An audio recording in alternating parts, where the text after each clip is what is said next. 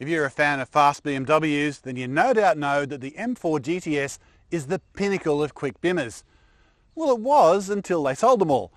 But don't despair, BMW has just launched a slightly hotter version of the M4 called the CS. It's also released a new one that interests me a lot more, basically because it's the cheapest one they make. It's called the M4 Pure, and I'm really curious to know just how close the gap is between the CS and the Pure, despite a fairly big price gap. The addition of the CS brings the two-door M4 hardtop line to 4. There's the new Pure, the original M4, the M4 Competition, which was launched last year, and the new CS. Then there's the M4 Convertible and M4 Competition Convertible, which means there's 6 M4s to choose from. When it comes to specs, all M cars use basically the same powertrain. A twin-turbo 3-litre straight-six petrol engine sends power to the rear wheels via a 7-speed dual-clutch gearbox or a no-cost option 6-speed manual. The Pure and the normal M put out 317 kilowatts, while the Competition makes 331. So let's look at the top and bottom ends a little more closely. The Pure costs about $82,000 less than the CS, or the price of a high-spec X3, to look at it another way.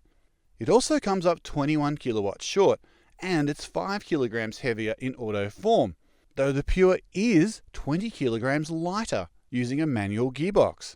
The 317 kilowatt Pure still gets the carbon fibre reinforced plastic roof, but it has to make do with 19-inch rims as standard. The 338 kilowatt CS, meanwhile, gets its extra power from a revised exhaust and engine management computer. It's also got a carbon fibre reinforced plastic bonnet, carbon aero parts, and the interior is pretty special as well, with lightweight racing seats, fabric door pulls, and even lighter weight door cards. On the road, the M4 Pure isn't a lot different to the base car that was launched a few years ago. It's still very quick and very pointy through the front end. It does ride quite firmly though, even for a sports car.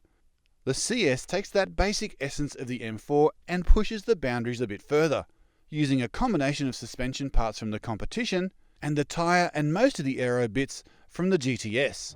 The Pure is the M4 in its most basic form, and that's actually a really good thing.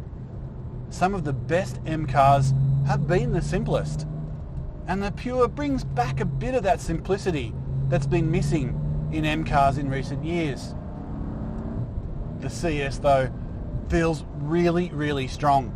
You can feel that extra 20 kilowatts under your right foot. Out on the road, it's a little bit sharper than the Pure, even though you can soften off the dampers to a comfort setting. You can blame those 20-inch rims for giving it a little bit more of a brittle ride. The better tyres on the CS though mean that it is better connected, especially through the front end. But if you had to live with it all day, I'd probably lean towards the Pure. In terms of value, both the Pure and the CS come with things like heads-up displays and BMW's connected driving system.